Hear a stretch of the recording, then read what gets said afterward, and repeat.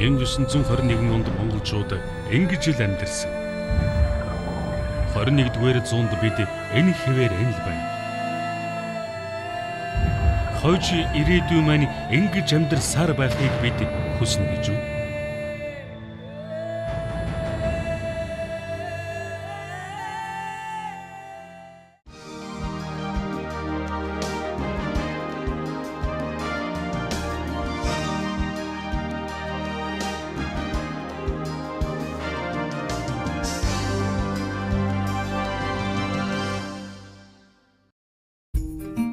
Эвтэй гудамж иргэдийн хөдөлгөөний төрийн бус байгууллага нь Монгол улсын үндсэн хуульд заасан эргэн хүн эрүүл аюулгүй орчинд амьдрах, орчны бохирдол байгалийн тэнцэл алдагдахаас хамгаалуулах хэрэгтэй гэсэн заалтыг эрхэм зорилгоон болгон ажиллаж байна.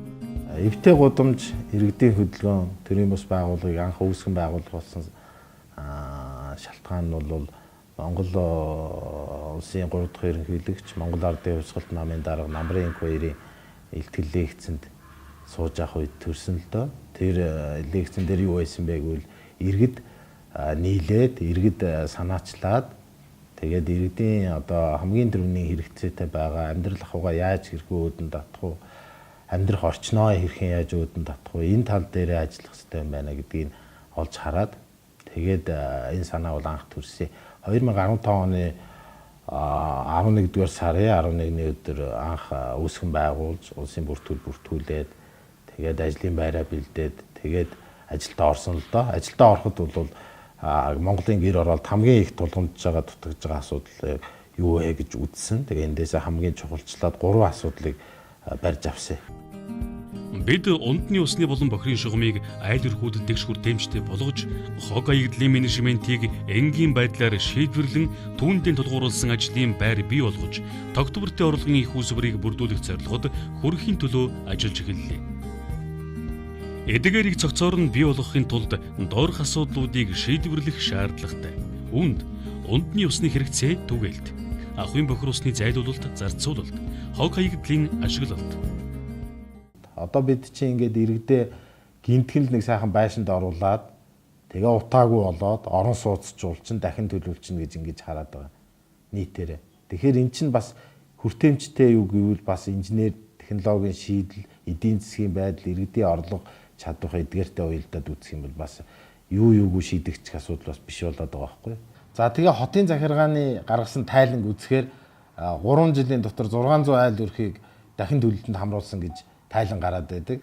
600 айл гэдэг маань бол Баянзүрх дүүргийн 5 дугаар хорооны зөвхөн нэг хорооны 10%.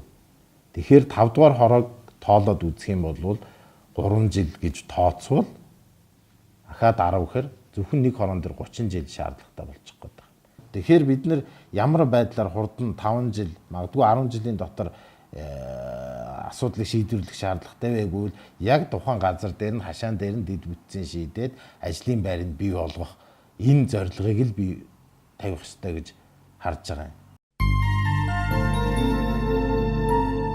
Ундны ус. Би бол одоо 300 метраас гадрын үед устай байдаг. За тэгээ 300 метраа бүр 2-3 км бүр өксөр гадар устай байгаа тийм асуудал зөндөө байна.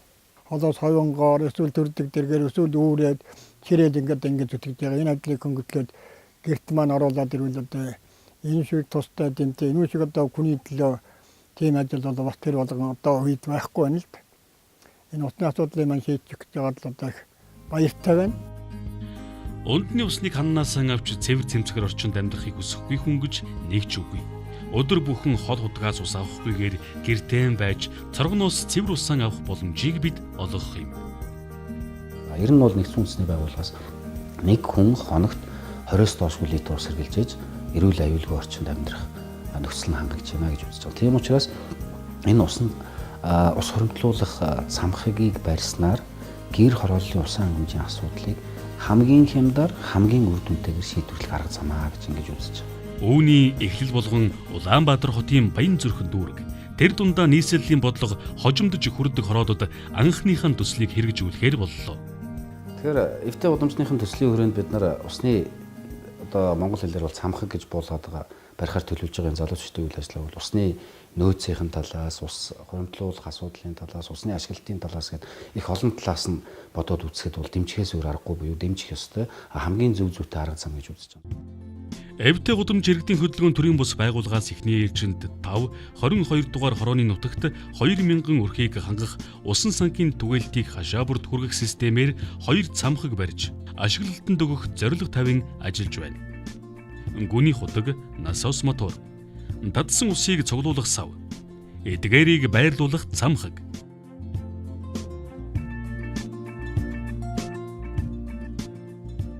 Дэлхийн улс оронд өргөн хэрэгжилж байгаа Water Tower-ын технологиг насосны станцын системтэй хослуулсан төхөөрөмжийг суйрлуулан гүний ус татаж нөхөгдөх тооцооллоор 120 тонны савнд нөөцийн сан үүсгэнэ. Нэг өрхийн хоногийн усны хэрэгцээ хамгийн ихдээ 150 литр гэж үзвэл нэг цамхагт хоримтлагдсан усаар Улаанбаатар хотын гэр хорооллын 1-2 хороог бүрэн хангах боломжтой. Мөн ус цуглуулах савнд байрлах хөвөр усны түвшинг буурсныг дамжуулах тохиогоор гүнээс дахин ус татах зарчмаар байнгын эргэлтэнд ажиллах зарчим үүснэ. Энэ санаачлагыг мэдээж энэ ард түмэн гэр хорооллох бол их дэмжих байх. Төр засгийн зүгээс одоо яахан дэмжлэг өгдөг юм бол энэ хамгийн зөв зүйтэй адилхан. Бохир ус ба шугам. Ахын бохир усыг цэвэрлэх байгууламж байхгүйгээс боловсон бие засхөрөө, шүршүр, угаалгын өрөө болон галдгооны хэрэгэлсэн усаа нийлүүлэх боломжгүй болж, наад захын соёлтой хэрэглээг нэвтрүүлэх, ая тухтай амьдрах орчин бүрдүүлэхэд хүндрэл үүсдэг. Нийслэл Улаанбаатар хотын хүн амын 60 гаруй хувийг гэр хороололд буюу төвлөрсөн ус хангамж, ариутгах татваргын шугамд холбогдоогүй айл өрхүүд эзэлдэг.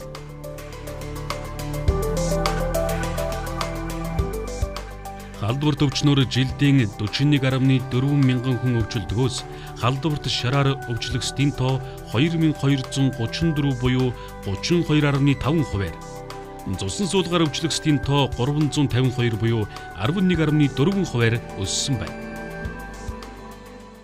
Энэтэй холбоотойгоор бол одоо шар усны үер хөрс усны бохирдолтой холбоотойгоор үүсэх бас өвчлөл нэмэгддэг. Энэ утгаараа бол одоо гэр хорооллын маань одоо стандартын бус жорлонтой. Тэгээ энэ нь бол энэ нь одоо ингээд дулааны улирал хэлхтэн зэрэг хайлах тийм ээ. За энэ орчныхоо хөрсийг бохирдуулах. Энэ бол одоо хамгийн илүү одоо манай улсад нөлөөлж байгаа бас гидсний халдвар тийм ээ. Бусад одоо ахуйн холбогдлолтой халдваруудад бас нөлөөлөх гол хүчин зүйл болж байгаа. Тийм учраас бол иргэд маань болж өгвөл энэ төсөл хөтөлбөр ч гэсэндээ ийшээ чиглэгдэж стандартын дагуу бас жорлон цонгийг одоо энэ гэр хорооллуудад бас барих, цогцоор нь шийдэх юм асуудлууд бас байгаа. Халдвар төвчин гарах шалтгаан нь хөрсний бохирдол. Төвлөрсөн шугамд холбогдоогүй айл өрхүүд энгийн буюу гадаа бие засах газарт эсвэл бохир ус хадгалах сав газар болж дүүрмэгцэн цөөн хэсэг нь тусгай зориулалтын машинаар соруулан зайлуулах аргаар хэрэгцээг нь шийдсэн байдаг. Ихэнх айл өрхүүд угаалга, галдгоноос гарсан угаатсан ил задгай газараас хадгаас хөрсний бохирдол ихсэж байна. Гэтэл сүүлийн үед иргэд хашаандан худаг гаргах нь ихссэн. Худаг бүхий иргэдийн байрлах газрын геологийн байршлаас болж худгийн усыг унданд хэрглэж болох хэсэг нь тодорхойгүй болоод байна. Хэрв энэ айлын хөршийн бие засах газар болон угаатсан хаях газар геологийн тогтцоор худаг гаргасан айл дээр нь байрлсан тохиолдолд бохир ус нь нэвчин худгийн усыг бохирдуулах бүрэн боломжтой. Үүнээс гадна хот суурин газрын гэр хорооллын айлуудын нягтрал их байдаг нь байдлыг улам хүндрүүлж байна. Дээр хүндрэлүүдээс гарах хэд хэдэн арга зам байна. Үүнд төвлөрсөн ус хангамж, ариутгах татваргын шугамд холбогдох. Энэ нь даацгийн улсан. Бохир усыг зориулалтын савнд цуглуулж цэвэрлэх байгууламж руу зөөх. Энэ арга нь асар их хөрөнгө шаардна. Септик суйрлуулах. Энэ нь овор ихтэй, талбай шаардна, муухай үнэртэй. Бага оврын буюу гэр бүлийн хэрэглээний ахуйн болон бохир ус цэвэрлэх байгууламж барих. Гэтэл манайд одоо яг шийдэх юмаа бол шийдэж олж шийдэж чадахгүй байна. Тухайлбал юуны жорлонгийн оронд байгалийн цэвэрлэгээтэй жижигхэн цэвэрлэх байгууламжууд хийхэд бол болцоотой цэвэр усны систем дээр тонгосон захилгаан жижигхэн усан захилгаан станцууд нэг жижигхэн ноцоос маягийн байд. Тийм болоо захилгаанаа хангах болцоотой. Энэ бол зүгээр ердийн юм их зардал гарахгүй шийдэгдэх асуудал. Дэлхийн олон орны иргэд хот суурин газраас холдож байгальдаан ойрхон амьдрахыг эрмэлздэг болсон. Мэдээж тогтохтой амьдрах орчин бүрдүүлэх үүднээс бага үрийн цэвэрлэх байгууламжийг практикт нэвтрүүлээд олон жил болж байна. Ялангуяа Европын холбооны улсуудын байгаль орчинд ээлтэй бүтээгдэхүүн нэвтрүүлэх шаардлага стандарт өндөр байдаг учраас дээрх орнуудад үйлдвэрлэсэн бага үрийн цэвэрлэх байгууламжаас цэвэрлэгдэн гарсан усыг зам талбай, зүлэг мод услах, бие засах хөрөөний усанд эргүүлэн ашиглаж болдог. Жижиг уврын учраас зай бага эзэлдэг. Ашиглахад хялбар, ашиглалтын зардал бага. Гэр хороололд орон сууцнд амьдарч байгаатай адил орчин бий болгоход хамгийн боломжийн зардал багтай арга нь бага үрийн цэвэрлэх байгууламжийг амьдралд нэвтрүүлэх гэдэг нь олон оронд дуршигдж бадалсан байна. Манай компанид бохрий цэвэршүүлж биологи бохрий цэвэршүүлж хийчихэл Монгол газрын дом талбат. Гэхдээ энд яг гэр хороолын дотор айл дата жижиг дэдэ. Дараа нь энд жижиг станц хийж болно. Тэр нэг али гуру аро гучо айл хамтын холбот нэг станц бариад нэг хамгийн дотын газар энэ тэр шингэн гайгүй бодчин энэ тэр болно.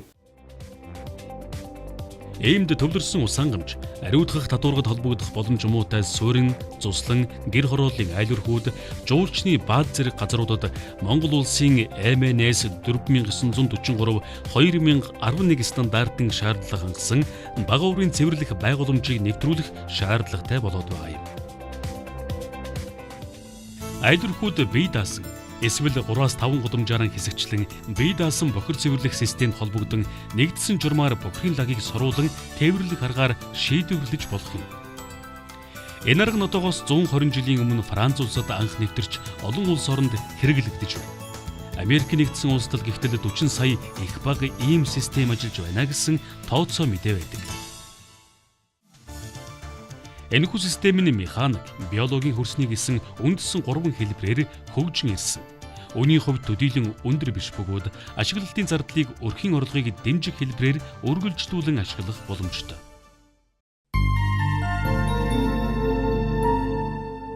Хог хаягдал. Хог хаягдлыг үндсэн 3 хэлбэрт хуваан тус тусад нь онцлог шин чанарт нь тохирсон савнд хаяж хэвшилснээр хог хаягдлын менежмент эхэлнэ гэж тодорхойлж болно. Тодорхойлбол үнс, хатуу хог хаягдал, биологийн хог хаягдал гэдэг байдлаар ангилах нь чухал. Эдгээр хог хаягдлыг тусад нь боловсруулах үйлдвэрийн дамжлагтай байх нь менежмент нэвтрүүлэн хөгжүүлэх боломж бүрдэх билээ. Манай BIV компани 2008 оноос эхлээд хаягдал цаасыг дахин боловсруулах чиглэлээр үйл ажиллагаа явуулаад үлдэх хүрч байна. Ер нь манай хог хаягдал гэдэг асуудалтай бол их буруу ойлголттой байд юм л да. Хог гэдэг чинь болохоор хүнд хэрэггүй болчихсон зүйлийг л уг нь хэлдэг юм байна. Гэтэл бидний ашигласан юм бүхэн маань хэрэггүй болдоггүй. Өөр хэн нэгэнд нь бас л тусд юм болохоор ашиг авчирхаар тийм л эд юм л да. Эвтэй гудамж төслөөр тухайн хороодоос жижиг гудамж байгуулан цэвэр цэмцгэр орчинг бий болгох үүднээс өрх бүрээс үнсийг нь цуглуулан нэгэн ижил өнгө үзэмж бүхий хашаа барих барилгын материал үйлдвэрлэх ажлыг санаачлан ажиллаж байна. Яагаад заавал үнсээр хийх гэж гисэн асуулт эндээс урган гарна. Өнөөдөр бид гэр хорооллын утаанд илүүтэй анхаарч үнснээс үүдэн гарах хорих хохирлыг анхаарахгүй орхидог. Үнсийг бусад хог хаягдалтай нийлүүлэн шороогоор дарж байгаа арга нь цаашдаа үсэх олон сөрөг үр дагаврыг үлдээж байгаа юм. Цөмөгээр илэрхийлэхийг оролдъё. Бид дулааны хэрэгцээг хангахын тулд төрөл бүрийн шатаж болох материалыг хэрэглэдэг. Нүүрс, мод, цаас болон бусад материалын шаталдаас үүссэн үнсийг гудамжны халтрага багасгах нэрээр бохир орчинд ил задгаа асгах, мөн хогны автомашинд ачуулах хүртэл байгалийн болон бусад нөлөөллөөс үүдэн бохирдсон үнсийг орчин донд архааж байна. Мөн нийслэлийн салхины ам дээр байрлах хогийн цэгүүдэд нэгдсэн журмаар хүргэж байгаа үнс. Замбраагүй асгсан үнс нь элд өвчин, томогийн вирусаар баяжигдан буцан дарахж та бидний эрүүл мэндийг дороотуулах үндсэн шалтгаан болсоор байна. Үнс бол дээд зэргийн дэгдэмхийн материал гэдгийг та бид сайн мэднэ. Нэгэн тойрын үед бид галдуулаг үнс үйлдвэрлэх байдлаас салж амжихгүй учраас сул талаан давуу байдал болгох зарчмыг баримталж үнсээр юу хийж болох, хэрхэн өөрийн амьдралд хэрэгтэй зүйл хийх вэ гэдэгт анхаарлаа хандуулъя. Эвдээ гудамж иргэдийн хөдөлгөөн төрийн бус байгууллагаас наачлан үнсийг капитал болгоё, урайлаг гаргана. Үнсэн тосгоо үйлдвэрлэн хөгжилтэй орны иргэдийн хаусны хашаатай ажил хашаагаар жигдэрч өнгө үзэмжтэй орчин бий болгохыг санаачилж байна. Эргэн та бидэнтэй нэгдэж айл саахалд хамар хашаагаар нийлэн эвдээ гудамжныхан болоорой. Хувийн зүгээс бол энэ төслийг бол маш их сайн дэмжиж байгаа. Тэгээ та бүхнийг бас энэ төслийг маш сайн дэмжээрэй. Энэ бол бас боломжтой. Хийгдэхэд хөнгөн ийм төсөл юм байгаа юм шүү. Эвтэй гудамж, иргэдийн хөдөлгөөн. Энэ төслийг та бүхэн дэмжээрэй. Тодорхойлолт. Энэхүү төслийн ажил хэрэгжиж эхэлснээр жишг хороолол үүсэн доорх таатай нөхцлүүдийг бүрдүүлнэ. Иргэдийн өмчлөлийн газар өнөөгийн үнэлгээнээс хэд дахин өснө. Газар үл хөдлөх хөрөнгийг үнэлгээжүүлэн бүртгүүлснээр эдийн засгийн эргэлтэнд орж зээл авах нөхцөл дээшлэнэ. Дэд бүтцтэй газар гэдэг бол бүх төрлийн жижиг дунд үйлдвэр үйлчлэгээ эрхлэх, эрүүл ахуйн болоод техник технологийн наад захын шаардлагыг хангаж, ажлын байрыг иргэд өөрсдөө бий болгох нөхцөл бүрдэнэ. Цэвэр орчин, догчлолт, шинэлэг амьдралын хэв маяг үүсснээр иргэдийн амьдрал ахуйгаан дээшлүүлэх, эдвэх санаачлага нэмэгдэн нийгэмд эзлэх байр суурь оролцоо дээшлэх юм. Улаанбаатар хот цэвэр цэмцгэр орчны бохирдлогын эрсдлэгийн хот болох үндсэн шаардлагууд хангагдж эхэлнэ. Өрх бүр хашаандаа ногоон байгууламжтай болох үндэс бүрдэх бөгөөд орчны бохирдлогын эрүүл аюулгүй орчин бий болох үндэс тавигдана. Орчны бохирдол бохир усны ил задгаа байдал арилснаар халдварт өвчин, ханиа томооны дархалд зогсох сайн талтай. Ногоон байгууламж бий болсноор агаарын бохирдол буурах, хөрсний илэгдэл эргэн сэргэх сайн тал үүснэ. Тэгээ бидний үзэж байгаагаар болохоор хамгийн хурдан шийдвэрлэх арга маань яг энэ газар гэдэг байгаа иргэдэд авцсан байгаа өмчийг капитал болгоод үнжүүлээд дид бүтцтэй болгоод ингээд ирэх юм бол аяандаа өөрөө бид чинь ийм зах зээлийн нийгэмд амьдарч байгаа өөрийгөө хөгжүүлэхийн одоо зүй тогтлууд нь бий болох юм а гэж хараад байгаа юм л да. Хүсэл мөрөөдөлтөнд хүрэх ганцхан гарц бий. Энэ бол ажилсаг болоод эвтэй байх. Энэ жаргал нь ая тухтай цэвэр тохилог орчинд л бий болно. Бидний төслийг дэмжиж байгаа эвтэй гудамж төслийн гишүүн та бусдад үлгэр дуурайлал болон нийслэлийн бүх дүүргийг эвтэй гудамж болох зорилгод нэгдэж байна. Бид эвтэй гудамж төслийг амжилттай хэрэгжүүлж гарсан үр дүнгийн нийтийн үйл хэрэг болгох санаачлагыг төр засагт хүлээлгэн өгөх болно. Эргэн таны санал бүхэнд бид нэгдэж гаргасан шийдэл бүх нийгмийн та дэмжиж ажилласнаар олон жил ярьсан ч хэрэгжилт болоогүй цаасан дээр дүлддэг бусдын зуршлыг арилган хамтдаа хийдэг хэрэгжүүлдэг болъё. Эргэн өрх бүрийн оролцоо жохол танд амжилт хүсье.